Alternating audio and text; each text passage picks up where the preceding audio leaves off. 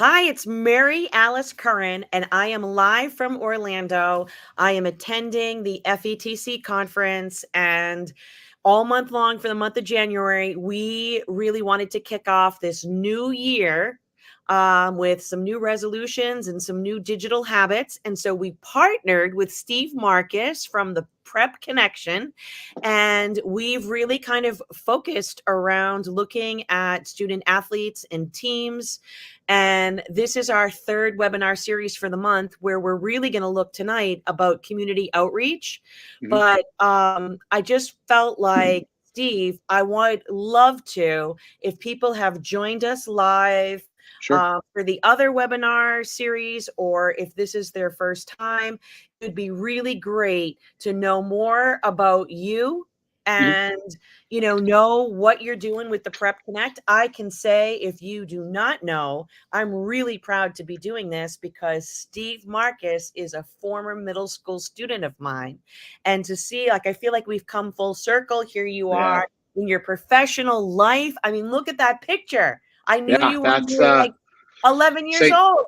St. John's Edge Media Day 2019. A little bit less hair on top, but yeah, it's thank you obviously for having me, and it's been a blast teaming up with you on these three meetings that we've had, and the Prep Connection's an idea that came to me kind of during COVID.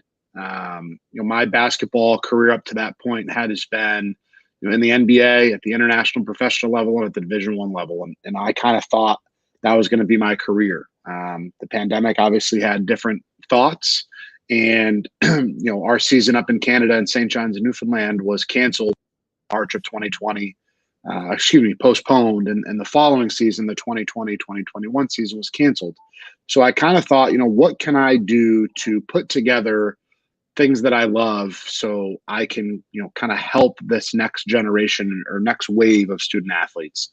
And that's kind of where the idea of the Prep Connection came. Our goal is to, help families, whatever sport it may be. Obviously basketball is the big one that I have the background in, but we have hockey families, we have golf families.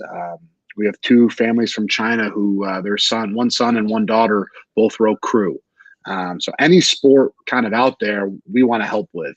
And our goal is to help families find the proper prep school fit. It's an ever-changing landscape of prep schools right now. You've kind of got your academies that maybe focus just on sports or athletics, and then you've got some that are post-grad only, boy only, girl only, whatever it may be. Our hope is let us do the work for you. And it's been a blast. I've enjoyed doing it. Still trying to get the name out there to anybody and everybody who will listen. So this was obviously a no-brainer for us to do. But the Prep Connection, we're based in Boston, Mass, local to a ton of New England prep schools. Maybe I'm a little bit biased, but I just think it's the best prep school conference in the country, the NEPSAC. So it's been a lot of fun, and we're looking forward to a strong 2024. I think it's fantastic. Well, I know I thought it would just be great, some like takeaways just to hear from Mm-hmm. you before we introduce our guest that's joining us. Michael Sure. Trezek is joining us. But our first one we kicked off, I really loved because we were talking, it was like a reunion for us. It It was back was. to Wilbraham and Munson Academy, where that's where I met you as a middle school student. And we had John Buzang, the director of college counseling. We had Erica Whipple join us, who's the assistant athletic director. And so we got these layers of different voices into the conversation, which I thought was great. Mm-hmm. But it would be, what was a takeaway? Because we were really looking at Yeah. take an inventory about, social media and, being a little bit more mindful. So I don't know if you I can think remember all the way back to January it 4th, but what do you think? it feels a lot longer than 2.5 or 3 weeks ago. 3 weeks ago now. But I think what Buzang, was kind of touching on, and obviously in his space in college counseling, he's in a very sensitive part of kids' lives, and he's helping them try to find where they want to do for the next 2 or 4 years, in finding that college or university. I loved hearing from him and hearing about his different stories about, helping different students at Wilbraham Munson. It was great to listen to what he had to say.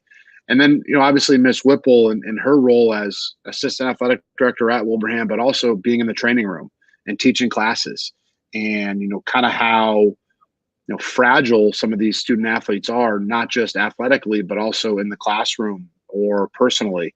It's, you may have a big 6'10" basketball player, but he could be going through some stuff, off the court, and Miss Whipple kind of touched on that a little bit. So it was interesting to hear different, parts of things, obviously from Wilbraham Munson Academy, and we're a little bit privy to it just because we were there at one point.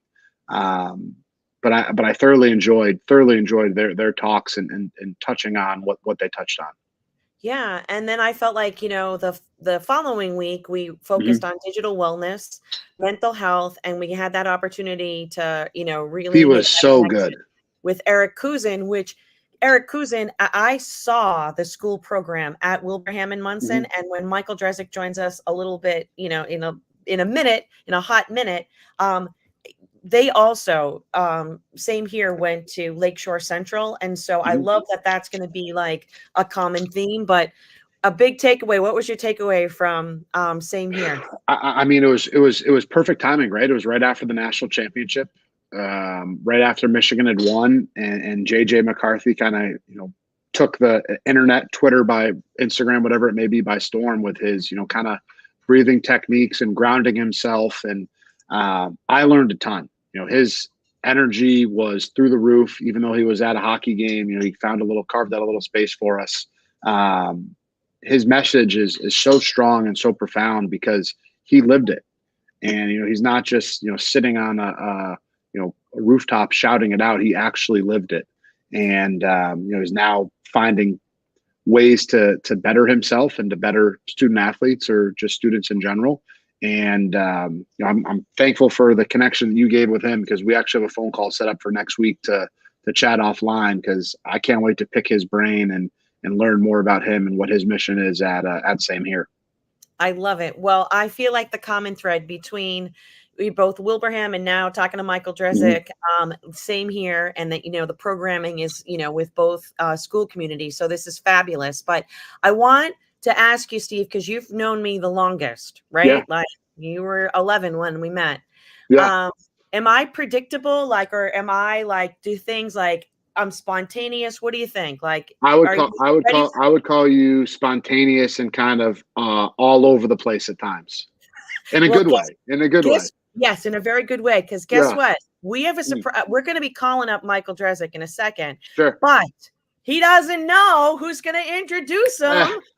But Dean Gainey, who's an incredible educator, who's here also at the conference. And love it. We did a workshop, Dean, on Tuesday, and you were our keynote speaker. And we surprised you because Michael Dresick introduced you as the keynote. So we thought Michael Dresick's in the background. He had no idea you were coming. So I'd love for you, Dean, I'll pull up Michael Dresick as well to do the introductions. Are you surprised, Michael? Yes, very surprised. I got a kick out of that. That's too good. Too good. Hey, what a way to turn it around on you, Mike. Payback, perhaps. That's right. Thank you for your introduction. And I mean, really, there's so many things I can say about Michael Antonio Dresick. I like to call him sometimes, or Michelangelo. I know Mary Alice says Dresick, but anyway, I'm not going to go through the formal, introduction, but I had the great honor of meeting Mike. It's been so many years, I almost lose track of how long it's been.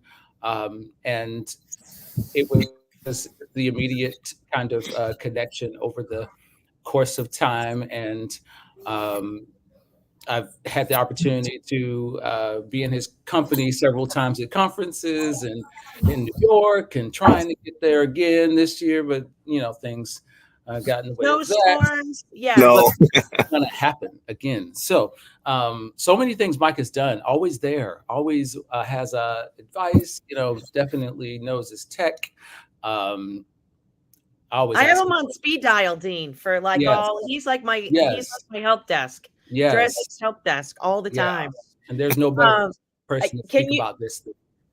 than Mike. Dean, can you tell Steve like what Drezick did for his surprise for your introduction? Because Steve went to St. Bonnie's, so he knows Buffalo. He knows the Bills Mafia. Can you because it was funny. So it was. And so, well, I, of course, didn't know it was coming, but right before I was slated to get up and talk, Mary Alice placed the video of Michael Drezick at the Buffalo Bills game in Buffalo with his gear on.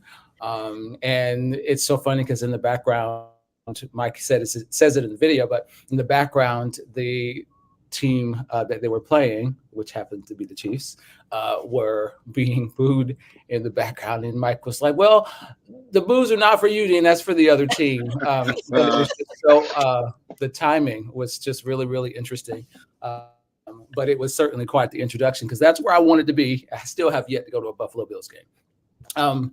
But I just will say really quickly that Michelangelo wrote the foreword for this book, by the way. And it was quite the forward. I still get comments today asking or ask questions and comments about that forward that he has written, I guess now 5 years ago.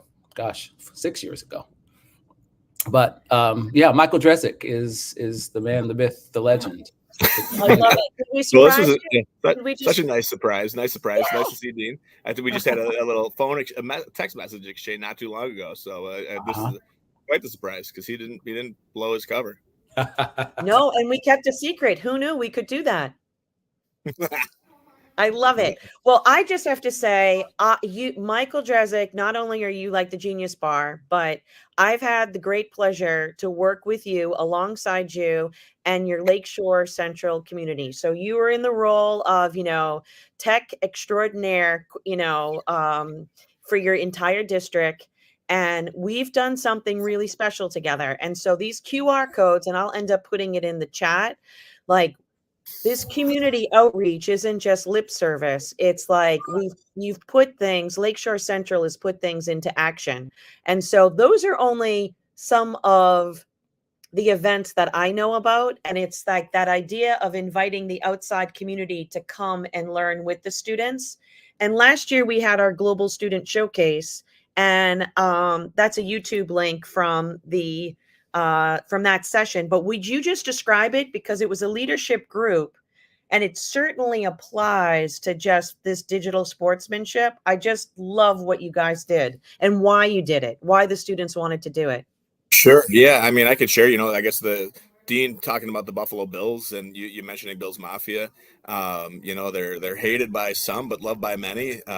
And laughed at by some too for their antics. However, in this particular instance, our community was hurting after what had happened last early January with Damar Hamlin, pretty much almost dying on a field in front of our eyes. And not just Buffalo Bills fans, but fans watching the NFL all around the world because it was a primetime game. So, we had the kids coloring pictures with the number 3 on the lockers, and the community rallied together really because, and Eric from Same Here will even talk about it, like the collective trauma that the players had to go through, the staff had to go through, fans, people that were in the stadium, people that were watching on TV, and basically how could we turn something that was maybe, scary, something that impacted an athlete in such a way that we would take that for granted. I mean, I've played competitive contact sports my whole life, and I never once gave thought to, losing my life potentially for playing. I've had broken bones, I've had bruises, I've been injured, but never to that magnitude. So I believe it was our, students, and I think the word impact drove them. And we saw there was a student showcase, and we knew, this class is always trying to give back to the school community. I would say they weren't doing it because of an impact project per se, but it was just a nice timing and a nice fit. They basically said, okay, well, CPR saved Damar Hamlin's life, and what if, we did the same thing for our school? How many people truly know how to give CPR? So they did that 3 for, the challenge that would essentially spread that knowledge to get people, up to speed with how to react in that situation. So They made videos, they interviewed nurses, they went out throughout the school community, but then not only did they do that, but they also trained all of the coaches, and they worked with the athletic trainer and another health teacher from our school. But it was really the students taking the lead on a lot of that. So they were trying to educate parents, they were educating other teachers, they were educating their peers. So it was really, when you talk about a global student showcase, and then they had the ability to be showcased by the Digital Institute on YouTube to help spread their message even further. So I think when they started this, they had no expectations of their impact going beyond Lakeshore High School. But it very well did have that ripple effect of good. So, that was something really neat to see. And, when I use technology and I go in and work with these classes, I never know how much work is going to be put on me as just an individual tech, I say tech support, a tech integrator. But with working with these high school kids under Jeff Connors and the leadership crew, they always blow me away with how much they're able to accomplish without needing my help. So, I can help on the tech side, but these kids have, the determination. You know what it was, though? I mean, the tech part was the fact that you were willing to break down your classroom walls, right? And connect and share this story. But the story really was that human connection, right? Like, that's the beautiful part.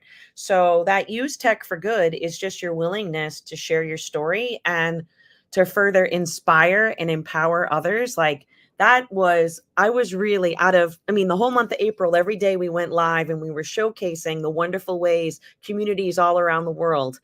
We did it in different languages, but I might be partial, I might be biased about Lakeshore and the work that you guys are doing, but the fact that this really wasn't about technology at all, like your community was hurting and these students wanted to do something about it. And that was like putting those leadership, sportsmanship traits into action and then ultimately online.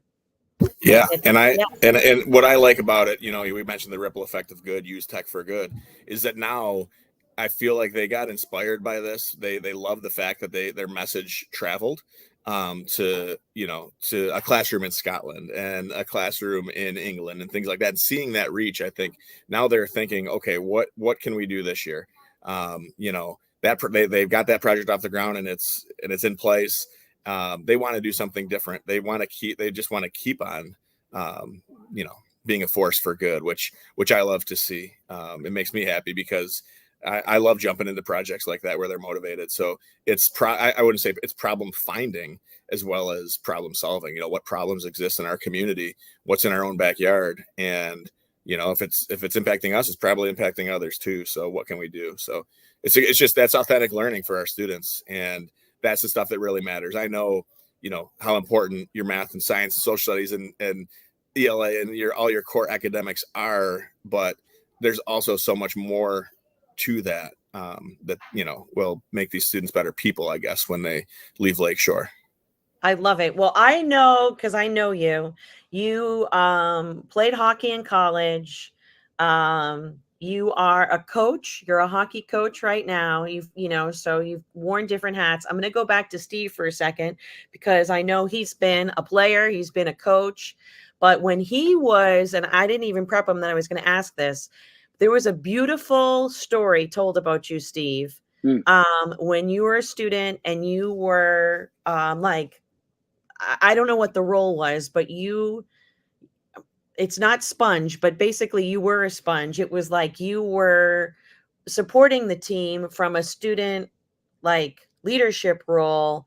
But you wanted to learn more, constantly learn more. And I feel like the story that I remember reading about, you wanted to do, if it was they were doing film review or whatever, you're going to tell it better than I, but you were hungry. There wasn't enough that you couldn't do. And I'd love for you to touch upon that, because that's what we really need to continue to share those stories, so that other students realize that whatever that role is on a team,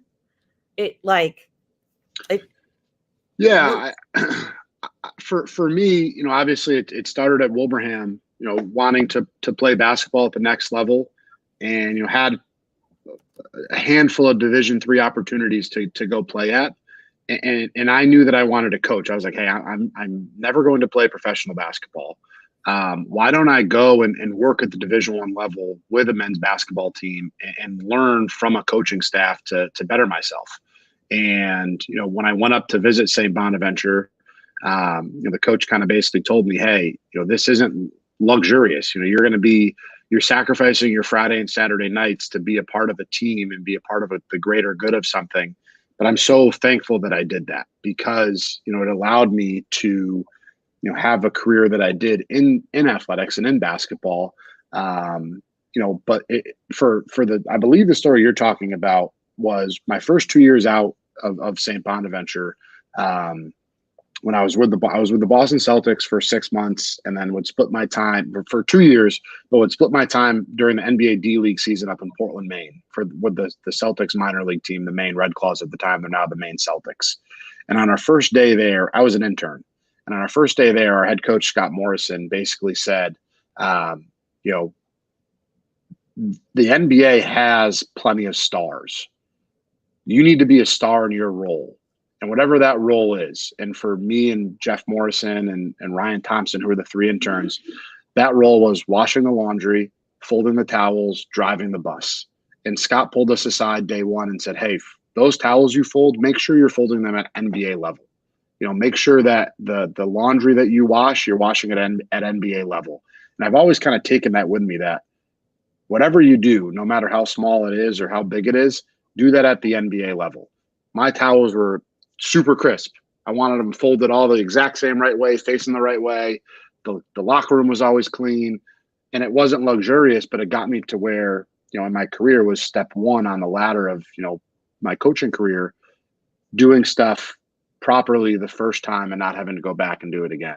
But yeah, grateful for those, years back in 2014, 2015, 2016, but thoroughly enjoyed folding towels for the athletes. And I just remember reading this story, and it was beautifully written. And it was that idea that going from that to then a head coach, that's the piece that I'm remembering, the story I'm remembering, and Yep. how, we've been talking all month long about these sportsmanship traits, and what they look like. That, Steve, that's those traits in action. No And doubt. so it's a beautiful, and I wish I already had been smart enough, quick enough to find that blog post so I could put it into the chat, but I might just put myself on mute and see if I can find it. I don't know if you have it, if you can quickly find it, but it was beautifully written. Yeah, and it's something like when I was fortunate enough up in St. John's to get that head coaching job, for me it was, I wanted to know, everybody that worked at the Mile One Center where we played our arena. I wanted to know the security guards' names. I wanted to know the janitors' names, who cleaned our locker rooms, who transferred the ice to the basketball court, so that you treat those people the same way you treat your players. And it's part of the reason I got the job up in St. John's when they made a coaching change mid-year. You immerse yourself in that culture. You immerse yourself with those people. And it was, fortunate enough to get the head coaching job, and wish it lasted a little bit longer than it did. But just, treating the janitor as the same as you treat your star player. I love that. And in the back channel, we got a private chat going on. Dean, I loved what you just said, because this applies in so many different venues, right? Beyond just, our student athletes. Will you just jump in and share what you just did we get the back channel going just between, us as panelists? Sure, absolutely. So I went into the military in 2008, into the Air Force, and very, very quickly, talents, roles were identified, and I was one of 4 who had to do the laundry every week for our flight of 76 people, including me. And it was very humbling, and to say the least, because I never thought I would ever have to do laundry for 75 other people, but we did it, and we did it well. And it taught us a lot during that particular time period. So it goes along with what Steve was talking about with folding towels. I feel like that could be a new book from Dean Gainey coming out that's not announced yet, but I feel like Lessons from the Laundry Room has potential here. Golden towels. I love it. I love it. I love it. Well, I don't know. This is Dean. I've spent like a lot of time with you, and I don't know if this is going to be new to me, if you played sports or you coach, or I know you're on the stage. That I know, but I don't know where you stand about from that student athlete sort of perspective. But this is beyond just being the student athlete or the coach.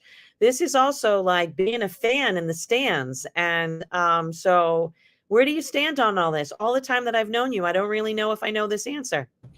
Well, it's interesting because for whatever reason, I didn't grow up as a kid heavily involved in sports. I was one of seven, and while I played for fun, while I may have played in a league, I was never officially like a part of the whole sports thing at school. I wasn't really involved in that. I think I was more along the academic lines of things or the art related kind of things.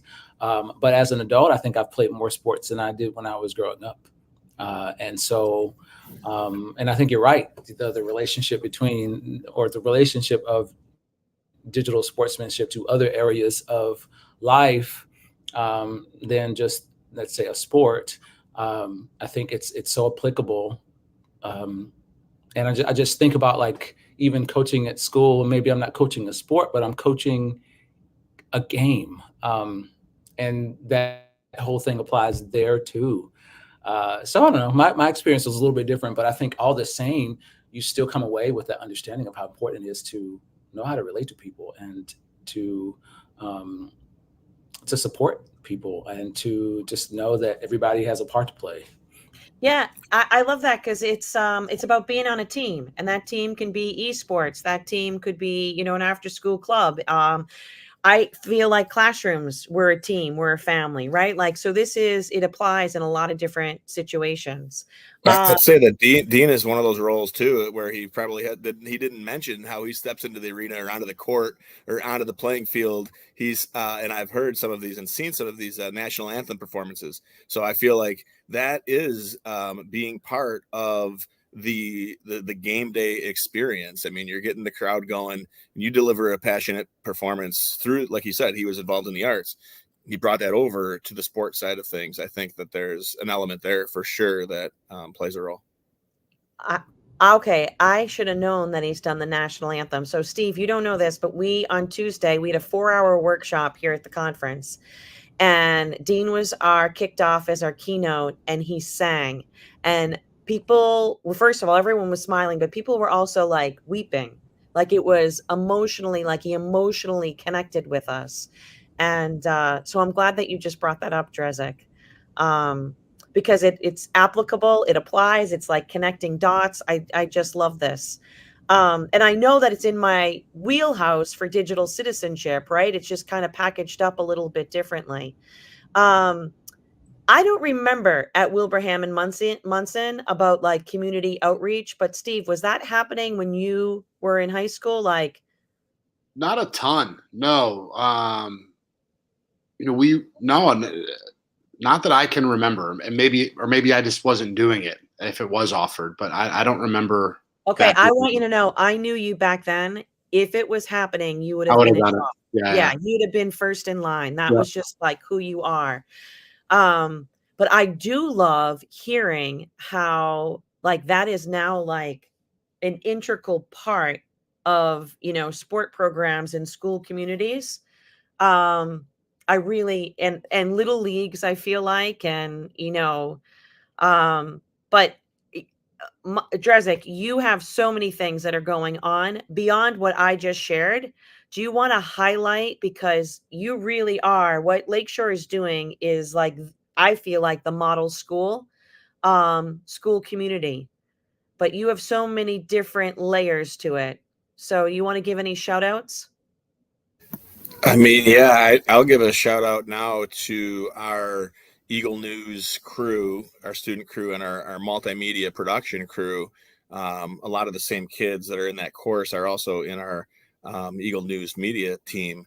But what they're trying to do is ultimately use their talents in media production, capture stories, and share stories to make an impact through media. So, every Friday morning when we get that news show, they're doing different pieces to that they hope will have a ripple effect of good. So one of the projects that they are trying to take on now, and is basically and connected to the previous webinar, is through an event with the Buffalo Sabres and Same Here. There's a mental health awareness night, right? A conversation for us all. And they're going to take part in the student event where they're going to be trained. But some of the students are also capturing footage to really put together, to tell a story so that they can, well, there's only 30 Lakeshore kids involved in this event.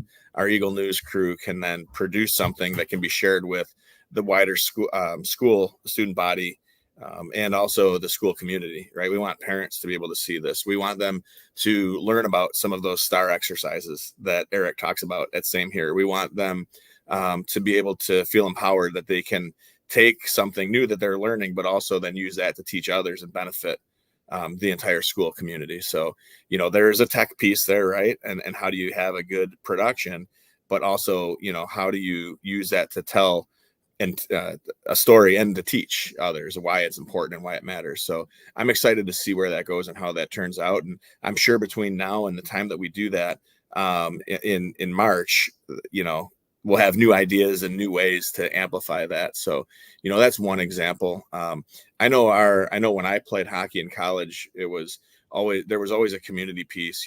There was a community day for all of our sports teams, and I'm sure it happened at St. Bonaventure and other colleges. We went out one time where every single student athlete at Geneseo had their rake, had their bags, and we just went up and raked everybody's lawn in the community so that throughout the village of Geneseo. So these people would be like, hey, who the heck just cleaned my lawn? Oh, that was all of the SUNY Geneseo athletes, as a way to give back. It's, that's a small gesture, but doing those types of things, I think, even if it's a little thing, make a big difference. So I know for my son's baseball team, even in youth sports, instead of doing Christmas gifts and a secret Santa exchange this year, all the players got together and gave back to the Children's Hospital, which I thought was a great idea to teach those kids that at 10 years old, that there's maybe a bigger gift or a better gift that they can give others as through the lens of a team effort. I think is really neat to see. So, there's so many coaches out there and athletic directors and people that really get it, that it's sometimes more than just about the sport or the game. It's sometimes, the things beyond the game that really matter. I love it. I love it. Dean, is anything like this going on in your school? That community outreach, that layer of involving the community, inviting them to, learn alongside the students, volunteer opportunities? So, and I would say yes. It's probably happening more than I even know about. But being that our school has a focus on global studies, there are definitely so many avenues for that kind of thing to happen. And I know specifically for me, being connected to all of you and how we all kind of think along the same vein, it's almost kind of hard to not want to pursue those because they are so impactful and they are so, I would even say, transformative for students. And over the course of years that I've taught, the students that I've had in my own classes have benefited so much from realizing that that there are people out there that we can glean new knowledge from, or we can help, or we can show things to that maybe they don't know. It makes me think about the student ed camp too, Mary Alice, that and Mike knows about that too, that the students were able to kind of teach other students. And so they're kind of learning alongside one another. And I sat there and learned from them too. Those opportunities to be able to do what Mike was talking about, like yes, the English, the math, the science is so important, but what about those other things that that perpetuate good humans? And so those are opportunities for that to happen when we kind of let that space, open up that space and opportunity for them.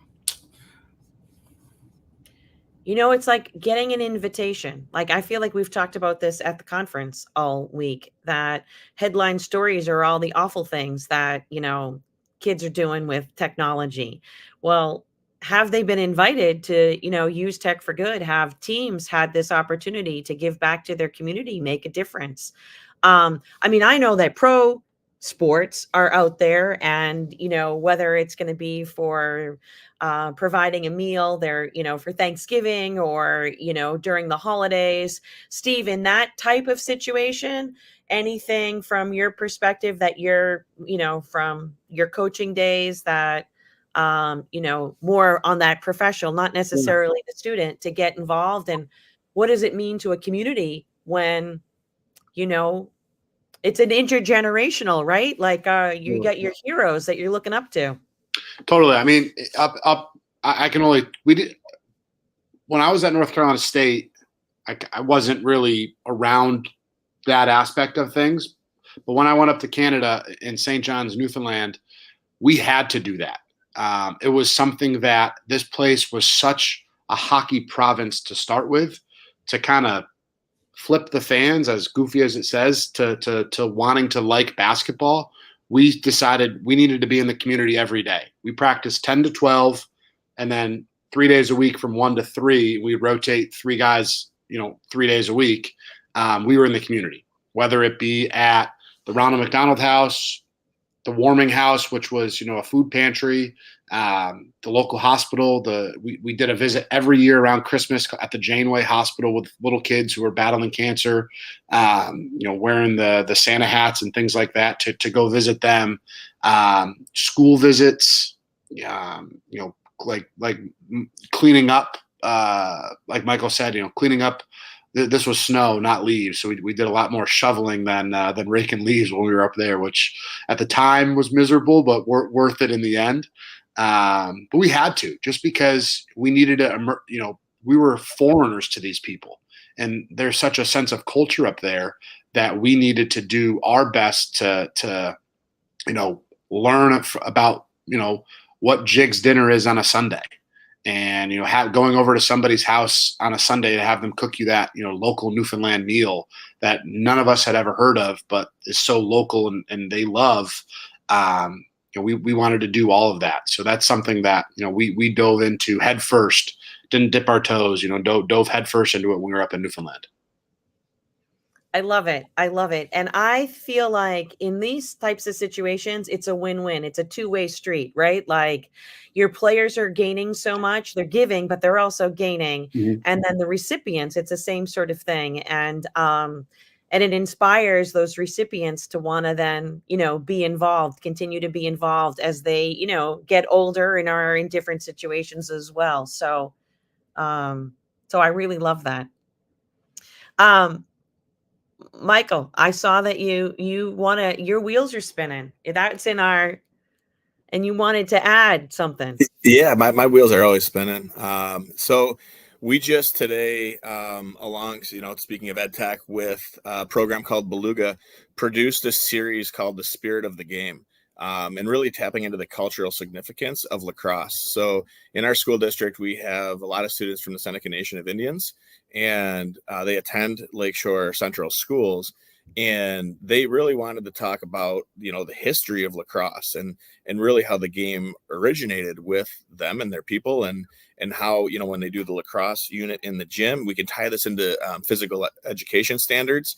So, they talked about the significance of it in Indigenous communities, the spiritual tradition, and how it was a tool for healing and unity and passing down cultural identity. So it was really neat. I was lucky enough to be able to film a lot of the action, a lot of the behind the scenes, and do some interviews. One with the same gentleman that did our I Am a Digital Citizen in Seneca, Mr. Jordan Cook. He was a really key behind the production of it as well. And it turned out beautiful. I just got to see it today. Oh, Really well done, and just the students are a big part of the production as well. So and also parents. So we talk about going into community. We spoke with parents, we spoke with coaches from the community, we spoke with the players, boys players and girls players, and the differences that the girls go through versus the boys going through lacrosse and in the game. And they talked about it being the medicine game, and I learned so much from them that I didn't know. I have season tickets to the Buffalo Bandits lacrosse games, and there was a lot that I took for granted, I guess, about the game of lacrosse. We see it on TV, and sometimes people call it, whether some people say it's the frat boy sport or whatever it is, but understanding the history and the cultural significance of it really, I guess, changed the way I view the game. So I thought that was neat that they're working to use tech so that series can be available to other schools around the country as well, or the world for that matter. Can I put you on the spot to retell the story about Seneca Nation and when we were putting on the student-led Digital Citizenship Summit, and we were getting I am a digital citizen, and we were asking our community, our global community, to say it in their language. And then we put together a video of, what I am a digital citizen, sounds like in all these different languages. And that phrase did not exist for Right. Seneca And Nation. in their tradition and in their tradition and in their culture, sometimes, they want to escape technology. Sometimes it's viewed as a negative. They really want to be at one with the earth and their surroundings and nature. And sometimes, that now, we have conversations about how much the technology can be used to amplify. And this is a perfect reason to help showcase the culture. But they had to, in exactly that, like you described, it didn't exist, or else at least no one knew how to translate it. So they had to go to some elders in the community to work to come up with the appropriate Seneca Nation translation for I am a digital citizen. And it was neat to see those students building in that Minecraft world. They built the Haudenosaunee flag in pixel art in Minecraft. They tackled some of those sustainable development goals for no poverty in Minecraft. So some of the things that impacted their community, they were able to use technology to help teach others, which, I think is always a powerful mix. I mean, I think we can all agree in 2024 that the tech isn't going away. It's only going to become more prevalent in our world, right? With the evolution of AI and all of this crazy stuff. But, I think people are embracing it now better because of the fact that we're using it in meaningful ways to help others, as opposed to, that this is just one big distraction and it's going to suck up all of your time. Right. And that goes to the 5 pillars that you always talk about. Right. And being balanced and engaged and informed and all that good stuff. But so I'm always excited about what the future might hold in those areas. Yeah, and I feel like we've kind of touched upon, like, all you need is an invitation, right? For your community, like, to be involved. So that's that idea that it doesn't matter how young or old you are or what language or languages you speak, right? This is something that inspires all of us, right? Like that idea that we all can do. I'm going to go back to when you had mentioned about Scotland, Mary Jallen's 4 and 5-year-olds, right? What they're doing to solve real problems in their community. And I think, gosh, no matter how old, if I'm working with somebody, I use them as an example, because if 4 and 5-year-olds are doing this, my gosh, there's so much more that I personally can do and we collectively can do. And I feel like tonight, just having the opportunity to speak with the 3 of you is that focus over we, right? The collective we over me, which goes hand in hand about, being part of a team. And the exciting part, Steve, we just kind of thought January, right? Great opportunity, new year, new resolutions, Totally. some new digital habits. But guess what? I already have requests to keep this going. That's fantastic. So next month, they want to continue, like, this opportunity to showcase great things that are happening in school communities. So Steve, I want, to encourage the Prep Connect, right? Like, when you are working with any of these prep schools, once a month, we'll keep going live to have these conversations so that we can continue to celebrate.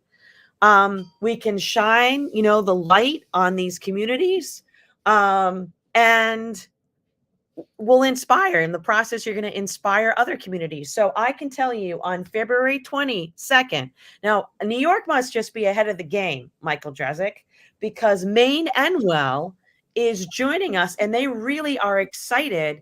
I've met with their athletic director. I've met with obviously Rachel Marat, the teacher. But it will be, again, a community approach towards how to use tech for good, kind of packaged up this whole idea of digital sportsmanship. And here at FETC, Dean, you and I, we put on that 4-hour workshop around the pillars, right?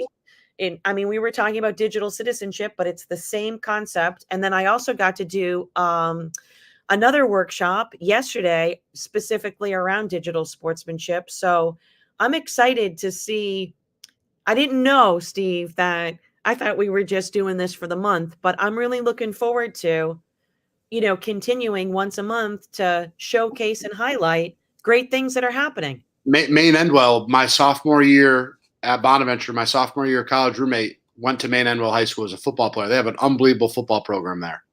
Oh, yeah, they do. And I'll say, you hear the phrase, right? The NFL, these pro sports, it's a copycat league, right? Yeah. Everyone's trying to copy the thing that someone else is doing really well. And I can say that if you said it for school districts, if it's a copycat school system, that we are trying to emulate a lot of what Maine Endwell does. I mean, they inspired us when we saw their DigCit Summit. They were the first one that we saw. Okay, they were the first student one. They're doing a student-led summit. We want to do that too. So, I mean, Maine Endwell is absolutely crushing it in so many areas. So I'm excited to tune into that one to see what they have to share. Yes. And I hope that you will continue to, if there's another school community that says, I want to, we're doing some great stuff. This is going to be perfectly timed. And that last slide I'm going to put up is last April.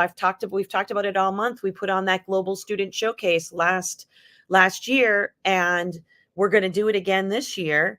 Again, we did it in different languages, but here's another wonderful opportunity to invite, right? That invitation to invite classrooms and school communities to join us.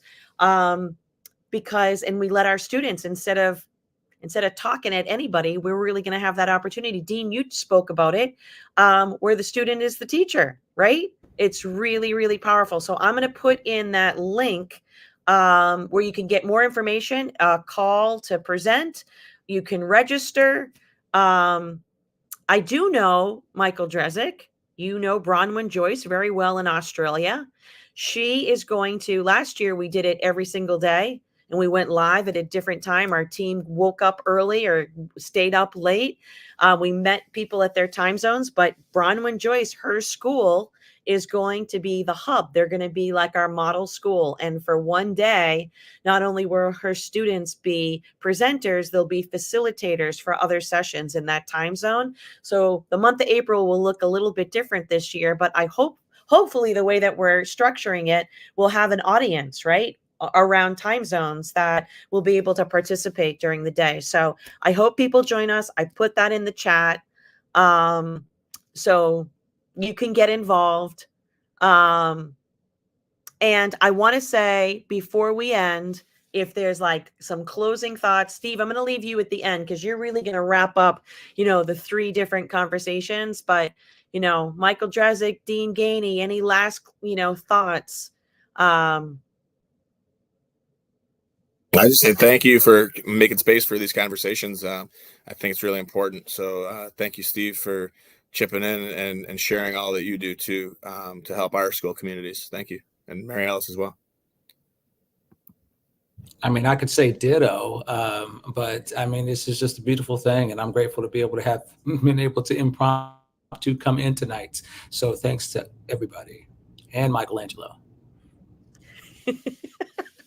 Steve, I mean, it's been three sessions. What do you? It's been great. It's been great. And all 3 obviously different, but at the end of the day, all 3 tied together and similar. It's been great to jump on and join you for these, 3 sessions. And I've learned a ton. Kind of 3 weeks ago was the new year, and we wanted to do that refresh of new year, new resolutions, new me type thing. Then, the next week was Eric and the Same Here team. And then obviously Michael and Dean, talking about, everything we can do in the community to kind of better ourselves and things of that nature. It's important stuff that wasn't talked about 15 years ago when I was in high school. And now it's being talked about, which is fantastic. And that just kind of goes to show you what is this going to look like in 5 years? What is it's going to be mandatory times whatever in the next 5 years. Making it the norm, right? Yeah, totally. And it's been a lot of fun. I've learned a ton, and I'm looking forward to kind of following along, moving forward here. Yeah, and I honestly, if you are interested, whether you've joined us live, you're gonna watch this later, for you three gentlemen, a lot of schools. I mean, all we want to do with the Digital Citizenship Institute is we love to celebrate, right? Celebrate and inspire and, put that spotlight on others. So please, if you know anybody that, are monthly, but I'm really happy, Maine and well in February will be our next little showcase, which will be wonderful. And then in April, maybe we won't have a showcase in April because we'll be busy with this global student showcase. But I thank everybody. I thank the three of you.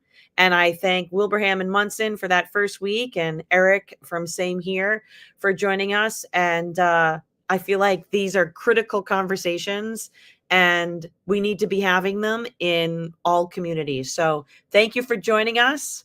As I always end, I miss you already, and looking forward to seeing you in February.